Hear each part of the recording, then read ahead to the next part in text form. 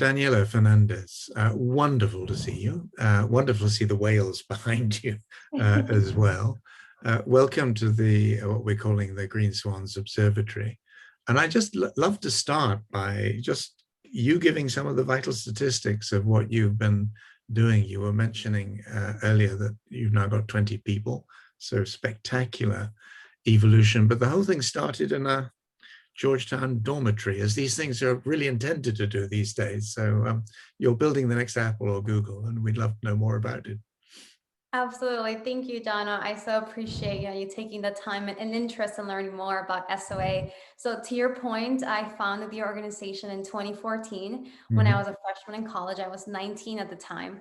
And the idea really was to create this platform where I could bring young people together with leaders, and also get young people to think differently about our approach to protecting our environment and specifically our ocean. I was reading a lot about the statistics and the terrible things that were going on in our ocean, and I actually was invited to a meeting at the UN where I learned about these problems and how the ocean affected climate change at large. And so my biggest takeaway was that there were no solutions being addressed or no solutions being put forth as a blueprint for change. And so I wanted to build this organization that would, one, activate young people, and two, bring about sustainable and innovative solutions into the space. So that was... Yeah, why do you think people were not thinking about solutions? Were they all in this sort of catastrophic mindset and just wanting everyone to know how worried they were, or were the solutions out there and not being picked up, or were there just no solutions at all? I believe it was a generation that was so focused on convincing people about the existence of climate change and Yeah. about the existence of the problem, which of course it was needed for us to get to this point, to this pivotal moment of now talking about solutions. But with an entire generation so focused on the convincing and of the narrative of the problem, they really left little opportunity for solutions to be talked about or to be encouraged. And so I think that there was an entire mentality shift and narrative shift that had to happen from, we know the problem at large. For example, this generation, millennials and Gen Z, they don't have to be overly educated or convinced that climate change is real because they've experienced it in our lifetime. And so that's something that I think was a problem. And then second of all, because a narrative wasn't into place, there wasn't enough investment or interest into really taking these solutions that might have existed, within cabinets of universities and bringing them to life. When you were at university at Georgetown, did your friends, colleagues, peers see you as a complete mutation, or did they understand what you're trying to do and sort of swing in behind and support it? Oh, they definitely thought I was a unique species that, that wasn't found in the natural environments of a college ecosystem. I received a lot of pushback on my ideas. I received a lot of adults that at the time telling me, go do your time and work in the corporate ladder and then give back to philanthropy. A lot of people thought that my narrative around youth empowerment, entrepreneurship, and innovation was just not something that was viable or something that would gain traction. But I had to listen to my own intuition and to my own worldview and the vision that I had, and continue plowing forward despite the naysayers. I was a economics and government student. I was not a marine biologist or biology student. So I think that's also very telling from the perspective and the angle that I entered into the space. It wasn't about the science, it was about the economy and the larger political ecosystem that had to be played into this reality to shift the narrative. What about the science community? I remember sort of visiting the Woods Hole Oceanographic Institution back in 2003 and spending a day just going around and talking to the scientists and coming out absolutely stunned by what they were telling my wife and I about the scale of climate change that was coming at us. And and they were welcoming, but have you found the science community, NOAA and all of these different university departments, do they welcome you with open arms, or they see you again as something in the line of Jacques Cousteau and all these strange people who went off to make films underwater, but weren't terribly scientific. Well, now they do. I feel as if, I had to spend the last 6 years of my life since I was a student gaining that credibility in this space, Yeah. and really being a thought leader and helping shape the ocean innovation space. So now it's a very different conversation that I'm having with such scientists, whereas in the past, there was a lot of, you're just a student and you don't know what you're talking about.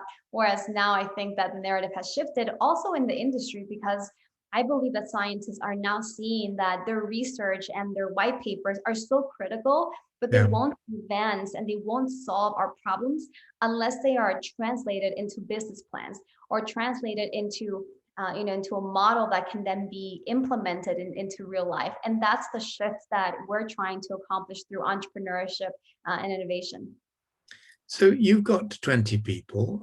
You're obviously on a screaming growth curve. What is your sort of long-term, let's say 3 to 5 year vision for the Alliance? Will you always be not-for-profit? You've just mentioned business plans. Is there any possibility that you might end up working with some of the big oceanic industries to sort of transform them or help transform them? So we are a 501c3 nonprofit, and we have two different programs within the organization. One program is our leadership program, which focuses on supporting young people that have different ideas, initiatives, and projects, and we give them access to resources, education, learnings, and financing. So we give them access to anywhere between $1,000 to $5,000 USD to go forth and put their ideas into action. So that's one of the pillars that we have.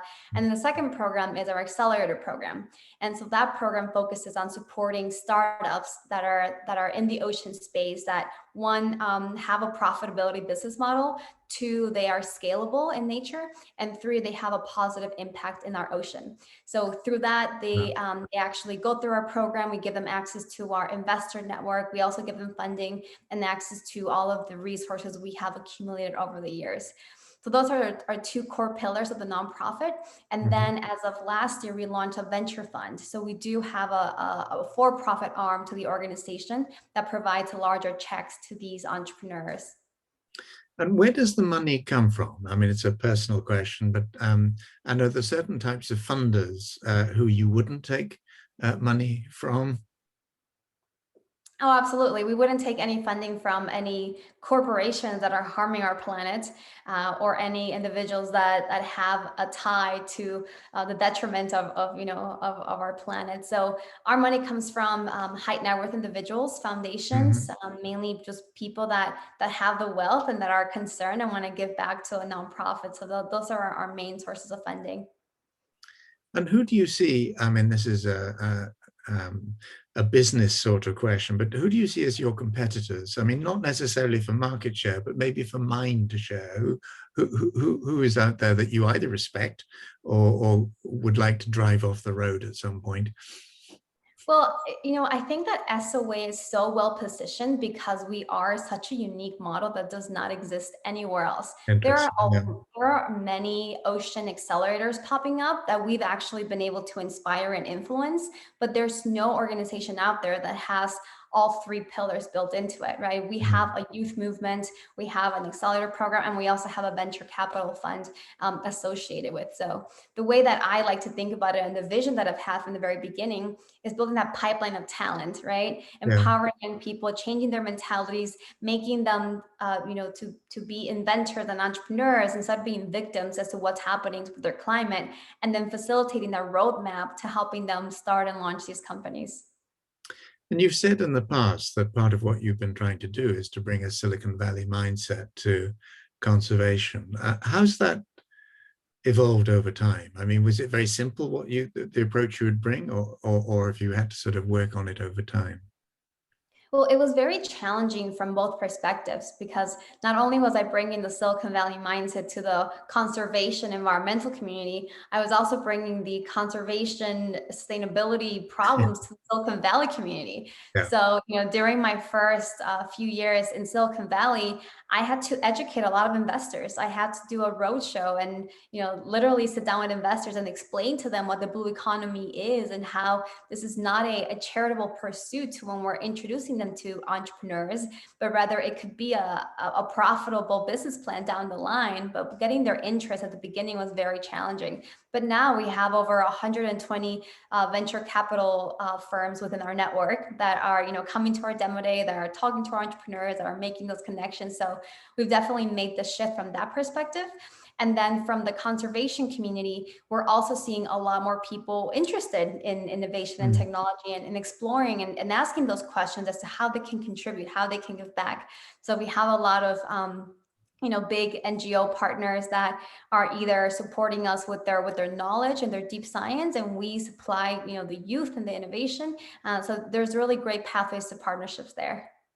Yeah, that makes sense. And in some ways, Greta Thunberg put you to shame because she started at 15, whereas you left it as late as 19. But is there a risk that the current system will pick up on some of these iconic young people who are coming through now as champions of a very different agenda and put them on stages and so on, but almost as this is to show that we're thinking about these sorts of issues, but not necessarily doing very much behind that. I mean, you've been spectacularly successful in sort of getting awards and being sort of publicized in one way or another. To what extent do you think people like Forbes or other people who are picking up on what you're trying to do really understand what it would mean for the oceans to be shifted towards a truly blue economy? And to what extent this is sort of a herd mentality where it's the latest new thing which they pick up on and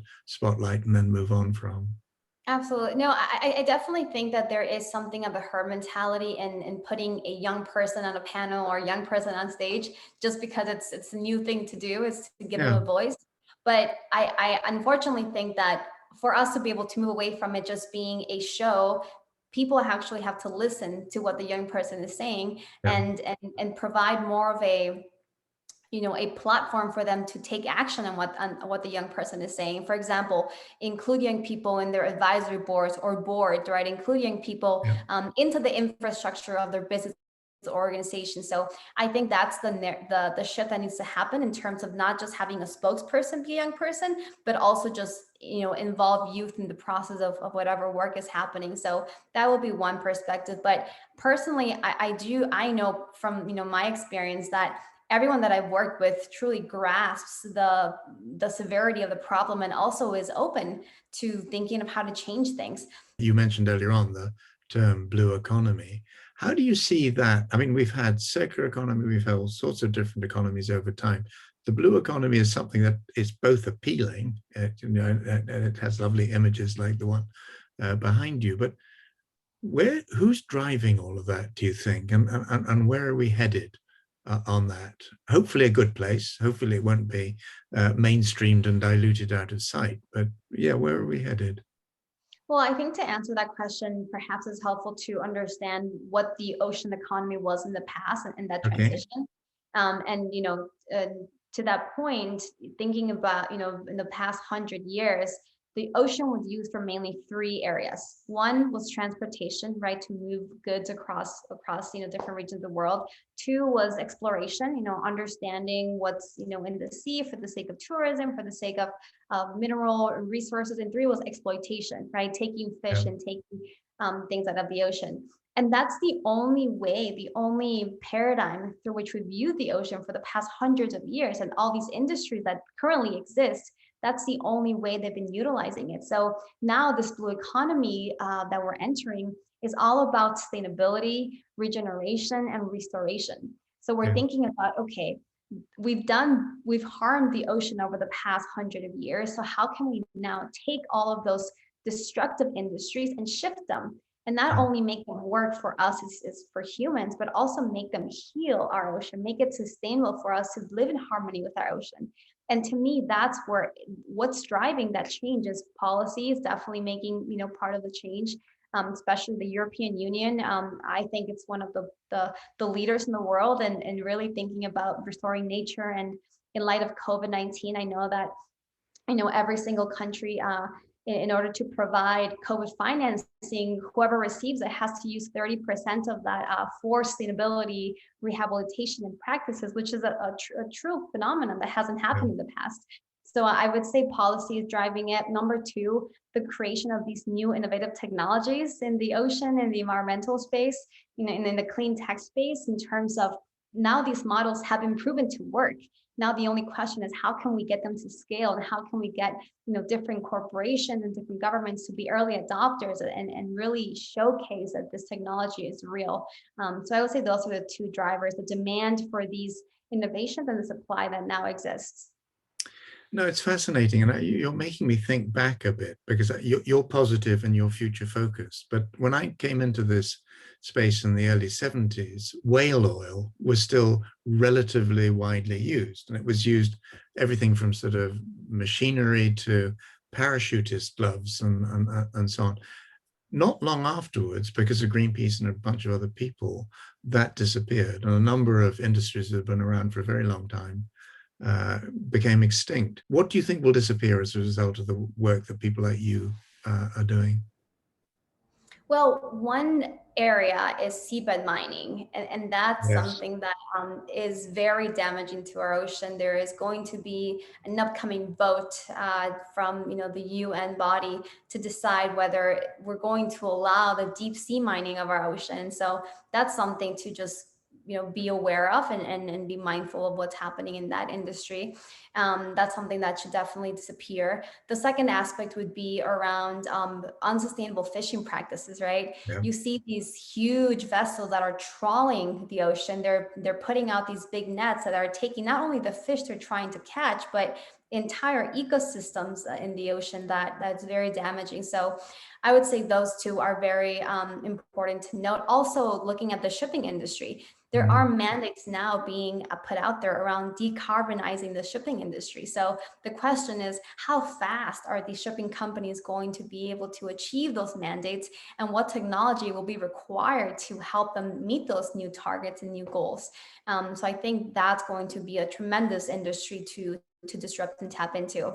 And then on the flip side, I would also, give you some examples of what we will be seeing come out of this new era Yeah. of technologies. Yeah. And I would say, the collection of ocean data, it's so important. We know more about space than we know about our own ocean. I mean, we've collected more data over the past 20 years on the ocean than we've known in our entire lifetimes. And that to me is fascinating, because if we can't understand that this body of water that encompasses, over 70% of our planet, how can we treat it? How can we really come to understanding and care for it? So that's going to be really, dynamic space in terms of data collection and autonomous vessels.